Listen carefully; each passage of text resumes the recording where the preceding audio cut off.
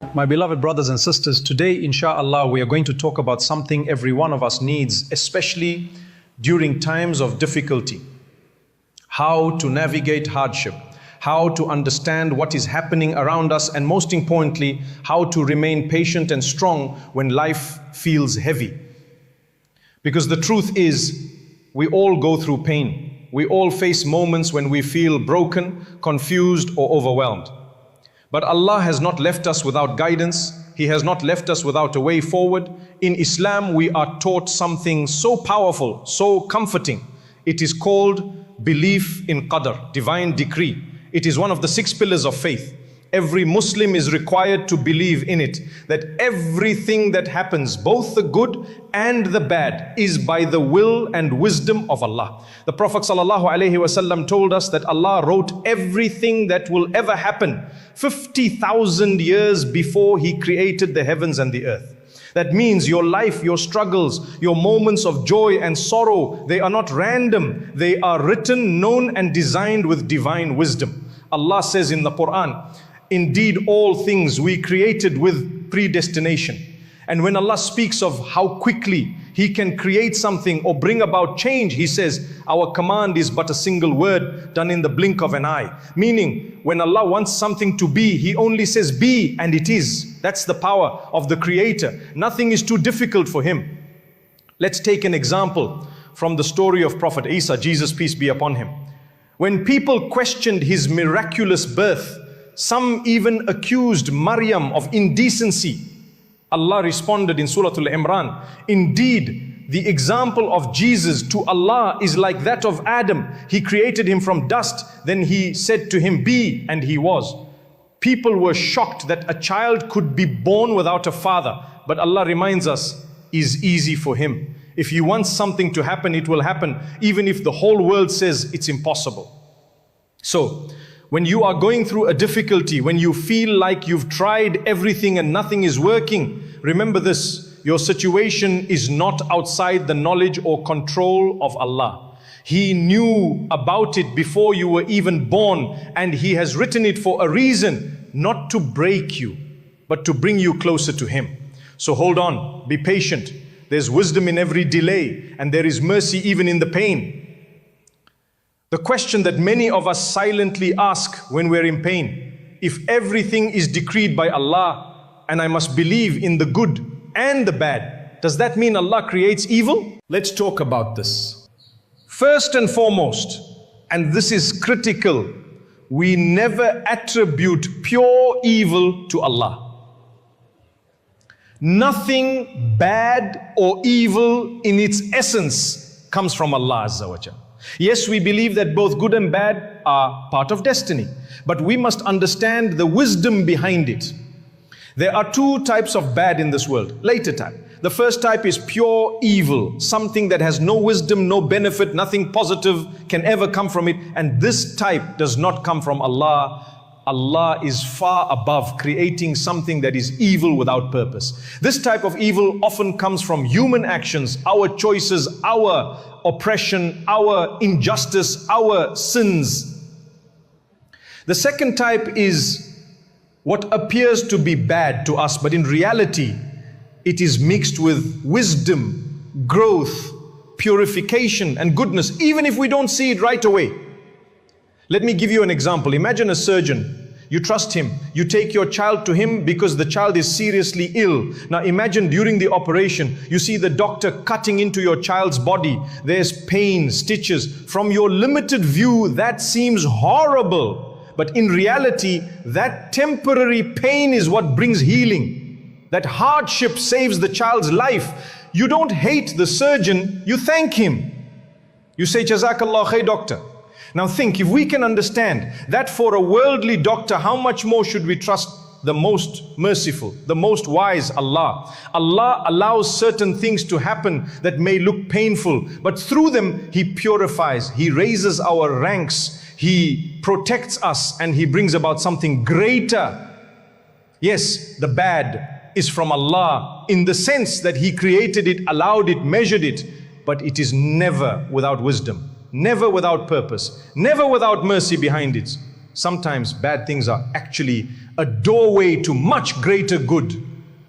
Another example, when a baby is learning to walk, do they walk without falling? No. They fall over and over again. They bump their heads, they cry. But as a parent, would you stop them from walking forever just because they might get a bruise? Of course not. That temporary hardship is necessary for them to grow, to develop strength, to learn how to walk independently. That is exactly how Allah teaches us through life. Sometimes we fall so we can learn how to stand better. Sometimes we hurt so we can grow stronger. Sometimes we break so Allah can rebuild us in the way we never imagined. And even more beautiful, every difficulty that Allah allows to happen is temporary. Pain doesn't last forever. Heartbreak doesn't last forever. Failure doesn't last forever. That's why Allah repeats a verse in the Quran twice, almost back to back. Why? So that it enters our hearts and stays there during hardship. Indeed, with hardship comes ease. Indeed, with hardship comes ease. Allah is saying, not after hardship, with hardship. Which means the ease is already coming alongside your pain. You just have to be patient, have faith, and keep going. My beloved brothers and sisters, we mentioned before that with every hardship there is ease. That's a promise from Allah. But here's something we must remember. Ease will come, but your job is to trust Allah while you wait. Your duty is to assume good of your Lord. Always, even when things don't make sense. When do people begin to truly suffer?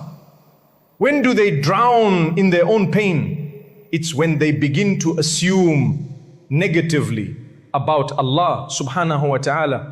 Allah tells us in the Quran about a certain type of person, someone who when faced with difficulty immediately falls into despair, becomes angry, turns away from Allah and blames the world. These are people who only worship Allah when life is going their way.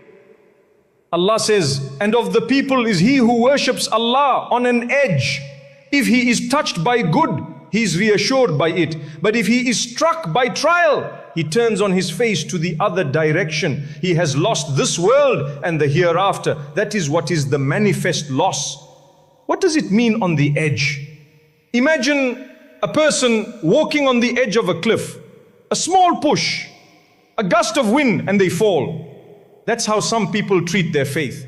They're only stable when things are good, but when hardship hits, they fall. They blame, they quit. May Allah protect us from being like that.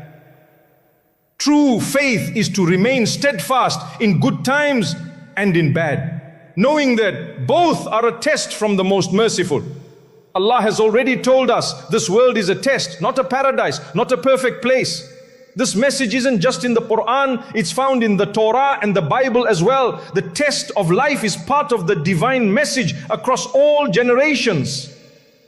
Remember this, you are not random, you are not forgotten, you are not worthless, you are honored by Allah even when you are broken, especially when you are broken and still turn to Him. Hardship is part of the plan, pain is part of the journey, but your test is to trust Allah, to worship Him through it, and to never assume bad of Him, because He knows what you do not know. They are pulled in every direction. Desires, emotions, temptations, doubts, they all come crashing down upon us at different stages in life. Yet, if you with all that inside of you still choose to submit to Allah, if you choose truth over temptation, faith over fear, and worship over worldly pleasure, then your rank with Allah is far higher than the one who never struggled at all. Struggling for Allah's sake through hardship and in a battle is beloved to Him. That's what gives your actions value. That's what elevates your soul. Yes, we fall. Yes, we cry. Yes, sometimes we question and hurt. But every time we push forward and say, Ya Allah, I trust you, despite the storm in our hearts, we grow.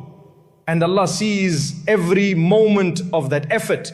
You and I, we were placed here not for comfort, but for mission. This world is not paradise. It is the field where we sow our seeds for the next life. We're not meant to sit back and wait for angels to solve our problems. No. We were honored and empowered to be the ones who uphold truth, protect the weak, feed the hungry, speak the truth, bear patience, and build goodness on earth. That's our role. And Allah did not leave us alone.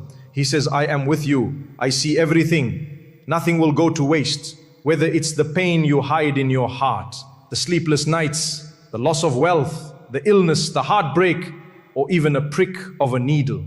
The Prophet ﷺ told us in an authentic hadith from Sahih Muslim, no fatigue, no disease, no sorrow, no sadness, no hurt, no distress befalls a Muslim. Not even a thorn that pricks him, but that Allah expiates some of his sins for it. Subhanallah, nothing goes unnoticed, nothing is wasted. So the next time you lose something in this life, a job, an opportunity, a friend, and your heart sinks thinking, that was mine, I lost it. Remember, you didn't lose it. It was never written for you. And Allah tells us so that you may not grieve over what has escaped you, nor rejoice excessively over what He's given you. That business deal, that missed opportunity, that heartbreak, it was never written for you. Not because Allah wants to deprive you, but because He has something better, something more fitting for your journey and something more rewarding for your hereafter. So be patient and trust Him. You are walking a path that He chose for you with all its bumps and valleys, and every step forward brings you closer to a reward that is unimaginable. Sometimes in life things don't go the way we hoped. A job opportunity slips away, a marriage proposal falls through, a dream you had for years is suddenly out of reach. And your heart sinks. You begin to wonder, why me? But listen carefully. Allah puts you through these moments for a reason. Subhanallah. There are two dangers in this life. One is when we become obsessed with what we didn't get. The other is when we become arrogant over what we did get. And Allah is reminding you to stay grounded in both cases. If something missed you, a job, a spouse, wealth, fame, say Alhamdulillah, it wasn't meant for you. If something reached you, success, ease, recognition, also say Alhamdulillah, but stay humble. Don't boast. Don't act like you're better than others, because you are still in a test. This world is not Jannah. It was never meant to be. No matter what you gain in this life, money, property, popularity, you will leave it all behind one day. The only thing that goes with you into your grave is your deeds, not your followers, not your degree, not your titles, just your good and bad deeds. So don't get too excited when things go your way. And don't get too broken when they don't, because in both situations Allah is watching how you respond. After Allah created Adam alayhi salam, He gave him something extraordinary, knowledge. He taught Adam the names of everything, every object, every creation. Allah gave Adam an understanding of things that the angels did not have. Now keep in mind, the angels are amazing beings. Some of them are in charge of the weather. Some oversee the planets. Some are guardians of fire, water, and gravity. Each angel has a specific role, a unique task, but their knowledge is limited only to their function. Adam, however, was taught to be an all-rounder. Allah gave him a broad knowledge base, the power to learn, to think, to reflect. That is what made the human being different. Then Allah presented these items to the angels and asked, tell me the names of these if you are truthful. The angels replied, glory be to you, we have no knowledge except what you have taught us. Indeed, you are the all-knowing, the all-wise. Then Allah turned to Adam and asked him to tell them the names, and he did. This shows us something amazing. Knowledge, when used correctly, is one of the greatest honors Allah gave human beings. But knowledge comes with responsibility. You see, the angels may have initially thought, Ya Allah, are you creating someone who will spread corruption? But Allah responded gently yet firmly, I know what you do not know. That response alone is enough for us in times of confusion, when we don't understand the wisdom behind something, a calamity. The angels then humbled themselves and accepted Allah's plan completely. They said, "Our Lord, we have no knowledge except what you have taught us." And they didn't stop there. They began making dua for us. In the Quran, Allah tells us that the angels say, "Our Lord, forgive those who have believed and followed your path and protect them from the punishment of hell." Subhanallah. The very angels who once questioned our existence are now praying for us. They are asking Allah to forgive us, guide us and reward us. So, what does this mean for you and me? It means don't jump to conclusions about what Allah is doing in your life. You may look at your situation and think, why did this happen to me? I've been praying, I've been trying. But just like the angels, you and I do not have the full picture. You only see the surface, but Allah sees your past, your present, your future, your soul, your emotions, your dua, your patience, everything. So He says to you today, I know what you do not know. When something happens and you don't understand it, don't say why. Say, Ya Allah, I trust you.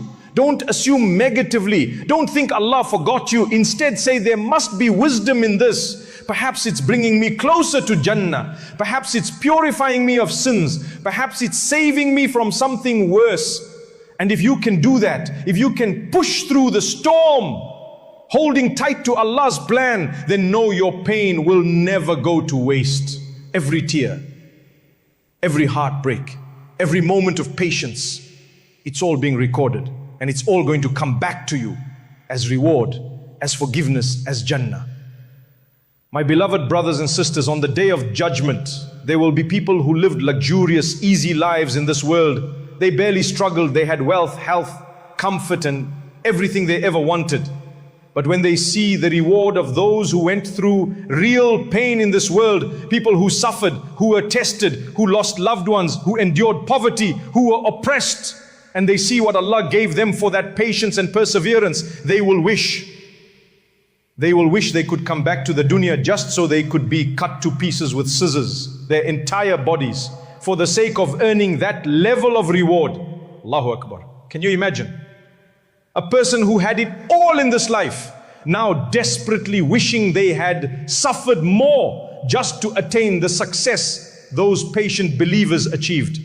But you see, in this world, nobody wants pain. Nobody wants to suffer. It looks ugly, it feels heavy, and it breaks you inside. But on the day of judgment, that suffering, that trial, that calamity, it becomes your badge of honor, your crown, your elevation, your entrance into Jannah. Yet here's the truth.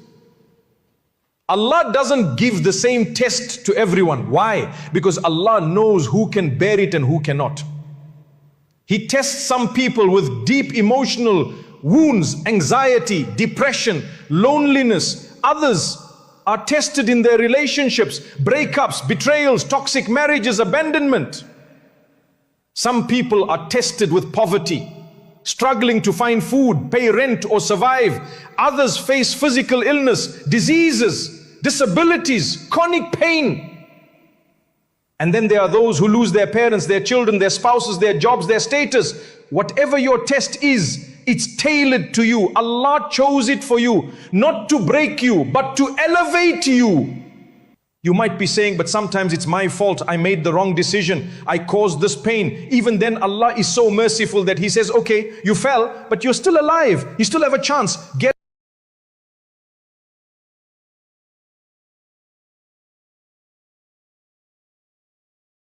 This world was never meant to be paradise. This life is a test. Allah never promised us comfort in the dunya, but He promised us something greater if we pass the test, Jannah. Eternal peace, joy that never ends.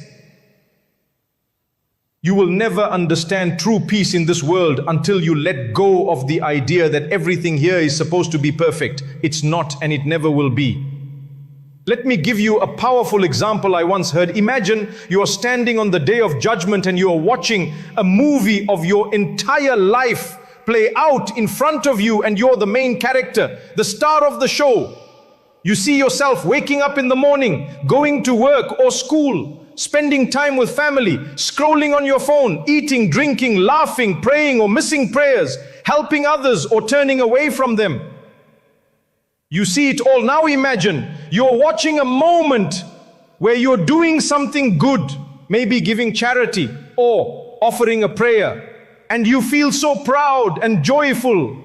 You want that version of you to keep going because you can see your rank in Jannah rising. But then you see another moment. You ignored someone in need. You said something hurtful. You missed a prayer out of laziness. You let your anger or ego take control. You watch yourself in real time and you start to whisper, no, no, don't do that. Just get up and fix it. Apologize. Give something in charity. Say something good. But it's too late. You're only watching now. And that's when it hits you. I wish I could go back. Just for one more chance. One more prayer. One more good deed. One more moment to fix what I ruined. My dear brothers and sisters, today is that chance. You're still here. You're still breathing. And Allah is still watching. You are still writing your movie. And the ending is not sealed yet. So rise, be patient, bear your tests with strength. Do good deeds even when you're tired. Say Alhamdulillah even through your tears. Seek forgiveness even when you feel unworthy. Because you're investing in something that lasts forever. And your future self, on the day of judgment, will thank you more than words can ever describe. A true believer, a Muslim, lives this life with the hereafter always in mind. We don't just react to what we see. We believe in what is unseen. And we trust in the wisdom of Allah even when we can't understand it. There are things happening in your life right now that seem unfair, confusing, even painful. But maybe, just maybe, your ship is being scratched to protect you. Maybe someone was removed from your life to save your soul. Maybe you didn't get what you wanted because Allah is preparing something better. So stop asking why me and start saying, Ya Allah, I trust you because what seems unfair now may be your greatest mercy tomorrow, and what looks like destruction may actually be divine protection. It's easy to be patient when you know the wisdom, but true Iman is shown when you are patient without knowing the reason. When you trust Allah, even when nothing makes sense. If Allah gave you the answers to every calamity, it would be like giving the answers to someone's medical exam before the test. They might become a doctor, but they wouldn't deserve it. And they'd likely cause harm instead of healing. Allah says, we will certainly test you with what? With fear, with hunger, with loss of wealth, lives, and fruits of your labor. But then Allah says, give glad tidings to the patient, those who, when a calamity strikes, immediately say, indeed, we belong to Allah and to Him we shall return. What does that mean? It means, Ya Allah, I don't understand this pain, but I trust you. I came from you and I am going back to you. And Allah promises them something amazing. No fear will touch them. No sadness will overcome them. And the angels themselves will pray for them. My dear brothers and sisters, please reflect. Your patience is not wasted. Your tears are not forgotten. Your silent battles, your private struggles, your heartbreaks that no one knows about. Allah knows, Allah sees, and Allah rewards. So hold on, be patient. Patience is not just a reaction, it's an act of worship. Yes, patience or sabr is a form of ibadah. Sadly, many of us don't treat it like one. We treat patience like something we're forced to do, not something we're rewarded for doing. But let me give you an image that might change your perspective. Have you ever seen the prickly pear tree? It's a rough-looking tree covered in sharp thorns. If you try to grab its fruit carelessly, it will pierce your hand. But if you approach it with care, with strategy, with patience, you'll be rewarded with a sweet, juicy, colorful fruit, something truly worth the pain. That's life, dear brothers and sisters. Life is like the prickly pear. It's full of thorns. You'll bleed a little, you'll get scratched. But if you keep going, if you stay patient, in the end, you'll taste the fruit, inshallah. There are 3 types of patience in Islam. The first one is patience in worship. This is the highest form of patience, to stay consistent in your salah, to fast when it's hard, to control your anger, to obey Allah when your desires want something else. Patience in worship means controlling yourself, your eyes, your ears, your words, your hands, your money, your tongue, your time. Allah says in the Quran, and command your family to pray and be steadfast in patience over it. The second one is patience in avoiding sins. This one is very hard because it's easier to say yes to a sin than to say no. Patience here means struggling against your eyes when temptation comes, struggling with your tongue when you want to lie, curse or backbite, struggling with your relationships, your income, your choices. And sometimes you fall, but Allah still calls you back. So what do? You repent, then try again. Fall, repent, rise, try again. Never give up. Don't listen to shaitan when he tells you you're a lost cause. Don't believe that lie. You're never too far from Allah. He's always ready to take you back, even if you've been away for years. The last one is patience in the face of hardship. And this is the one that most people know. When pain hits, when tragedy strikes, when you lose someone, lose a job, lose health, lose peace, what do? Patience doesn't mean you don't cry. It doesn't mean you don't feel broken. It doesn't mean you don't struggle. It simply means you hold yourself together and you don't turn to haram. You keep your dignity, you keep your dua, you keep going. Even if you don't understand, even if there's no closure, even if the pain stays for a while, you ask Allah for help. You go to therapy if you need. You seek medication if it's needed. But you don't give up. Because Allah promised, indeed, with hardship, there is ease. So dear brothers and sisters, don't give up. You may be in pain now, but the fruit is coming. You may be tested, but the reward is written. Patience is your bridge to Jannah.